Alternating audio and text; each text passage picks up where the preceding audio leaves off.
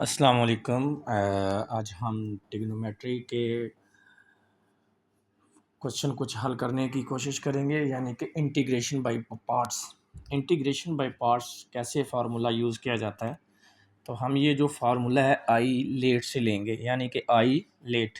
आई से mean inverse trigonometric, L से mean logarithm, A से मीन अलजेब्रिक, टी से मीन ट्रिग्नोमेट्रिक और ई से मीन एक्सपोनेंशियल। तो इसको कैसे यूज़ करना है, यानी कि इसका फर्स्ट पे है, इसका सेकंड नंबर, इसका थर्ड, इसका फोर्थ और इसका फिफ्थ। तो इसको आगे इस्तेमाल कैसे करना है वो हम आज सीखते हैं। फर्स्ट ऑफ ऑल हमारे पास ये सवाल है एक्स साइन एक्स। अब ये देखें, जो एक्स है ये हमारे पास क्या है, अलजेब्रिक, यानी कि ये कंडीशन आ रही है अलजेब्रिक, तीसरे नंबर पे आ रहा है, ऐसे ही है तीसरे नंबर पे। और उसके बाद है साइन एक्स, क्या है साइन एक्स, और ये ट्रिग्नोमेट्री में शुमार किया जाता है। तो ये हमारे पास इसका क्या नंबर है, चौथा नंबर।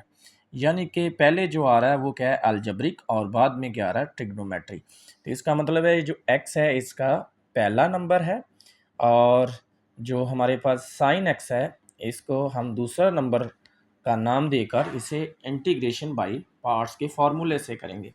इंटीग्रेशन बाय पार्ट्स का फार्मूला क्या है कि अगर आप दो नंबर आपस में मल्टीपल हो रहे हो और उसकी आप इंटीग्रेशन ले रहे हो, तो पहला वैसे, दूसरे की इंटीग्रेशन, आगे दूसरे की अगेन माइनस, माइनस दूसरे की अगेन इंटीग्रेशन, और फर्स्ट वाले का डेरिवेटिव। ये इंटीग्रेशन बाय पार्ट्स का फार्मूला है जिसे हमने अभी डिस्कस किया।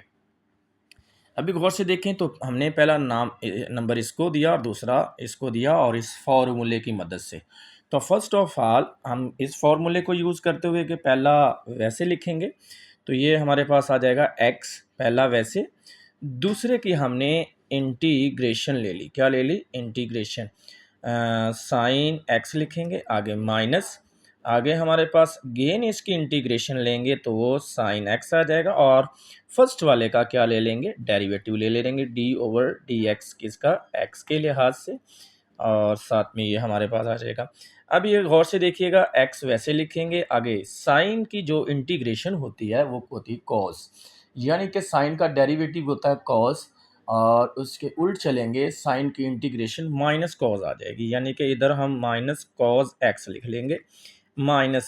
अब हमने साइन की इंटीग्रेशन, एक इंटीग्रेशन का जो है साइन ख़त्म करेंगे तो क्या आ जाएगा, माइनस कॉस एक्स आ जाएगा, क्योंकि हमने पीछे इसकी इंटीग्रेशन निकाली थी। और एक्स का जो डेरिवेटिव होता है वो क्या होता है, वन होता है, और साथ में हम डी एक्स लिखेंगे।